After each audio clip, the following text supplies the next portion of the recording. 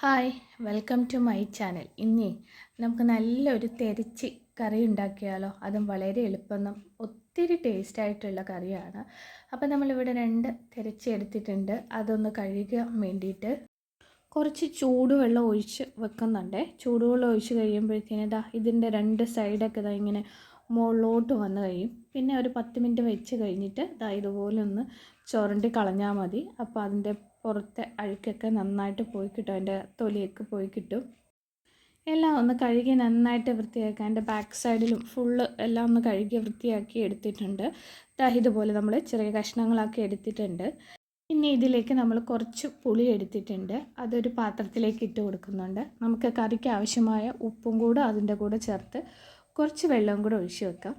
ആ പുളിയുടെ സത്തൊക്കെ ഒന്ന് ഇറങ്ങി കിട്ടാൻ വേണ്ടിയിട്ടാണ്. ഇനി ഞാനിവിടെ 1 കപ്പ് തേങ്ങ ചിരകിയത് എടുത്തിട്ടുണ്ട്. അതിലേക്ക് ഒരു 2-3 കുഞ്ഞുള്ളി, 2-3 വെളുത്തുള്ളി, പിന്നെ അതിൻ്റെ കൂടെ ഒരു ചെറിയ പീസ് ഇഞ്ചി ചെറുതായിട്ട് കട്ട് ചെയ്തത്, പിന്നെ കുറച്ച് കുരുമുളക്, അതിൻ്റെ കൂടെ കുറച്ച് ഒരു 1/4 ടീസ്പൂൺ ഉലുവ അതുകൂടെ ഇതിൻ്റെ കൂടെ ചേർത്ത് കൊടുക്കുന്നുണ്ട്. എല്ലാം കൂടെ ചേർത്ത് നമുക്ക് ഈ തേങ്ങ ഒന്ന് വറുത്തെടുക്കാം.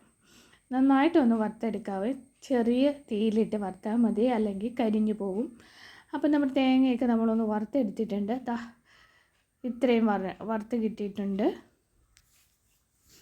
ഇത്രയും മതി. നന്നായിട്ട് മൂത്ത് കിട്ടിയിട്ടുണ്ട് നമ്മുടെ തേങ്ങയൊക്കെ. ഇനി ഇതിലേക്ക് പൊടികൾ ചേർത്ത് കൊടുക്കാം. ഒരു 1/4 ടീസ്പൂൺ മഞ്ഞൾപ്പൊടി ചേർത്ത് കൊടുക്കുന്നുണ്ട്.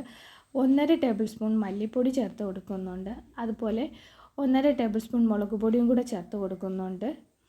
ഇനി ഇതെല്ലാം കൂടെ ചെറിയ തീയിൽ ആ പൊടികളുടെയൊക്കെ പച്ചമണം മാറുന്നത് വരെ ഒരു 2 മിനിറ്റ് നമുക്കൊന്ന് വറുത്തെടുക്കാം. അപ്പോൾ അതെല്ലാം ഒന്നുകൂടെ വറുത്തെടുത്തിട്ടുണ്ട്. ഇത്രയും മതി. ഇനി ഇതൊന്ന് മിക്സിയുടെ ജാറിലിട്ട് ഒന്ന് അരച്ചെടുക്കാം. നമ്മൾ അരച്ചെടുത്തിട്ടുണ്ട്.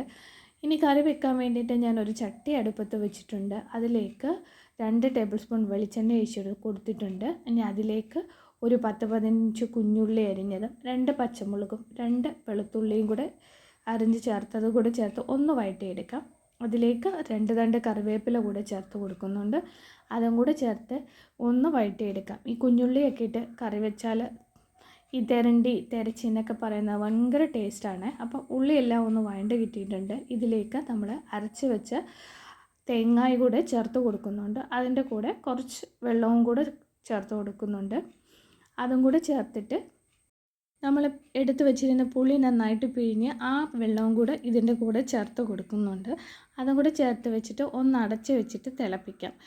ഇതൊന്ന് തിളച്ചതിന് ശേഷം നമ്മൾ എടുത്ത് വെച്ചിരിക്കുന്ന നമ്മുടെ തെരച്ചി അല്ലെങ്കിൽ തെരണ്ടി ആ മീനിട്ട് കൊടുക്കാം. അതും കൂടെ ചേർത്തിട്ട് എല്ലാം കൂടെ ഒന്ന് മിക്സാക്കി കൊടുക്കാം. എന്നിട്ട് നമുക്കിത് വീണ്ടും അടച്ച് വെച്ച് ഒരു 5-6 മിനിറ്റ് വേവിച്ചെടുക്കാം. ഇടയ്ക്കൊന്ന് തുറന്ന് നോക്കാം. എന്നിട്ട് കറിക്ക് ആവശ്യം ഉപ്പുണ്ടോ എന്നൊക്കെ ഒന്ന് നോക്കാം. നമ്മുടെ കറിയെല്ലാം വറ്റി വന്നിട്ടുണ്ട്. അപ്പം നല്ല സൂപ്പർ ടേസ്റ്റ് ആയിട്ടുള്ള നമ്മുടെ കറി റെഡി ആയിട്ടുണ്ട്. ഇഷ്ടപ്പെട്ടാൽ ലൈക്ക് ചെയ്യാനും ഷെയർ ചെയ്യാനും മറക്കല്ലേ.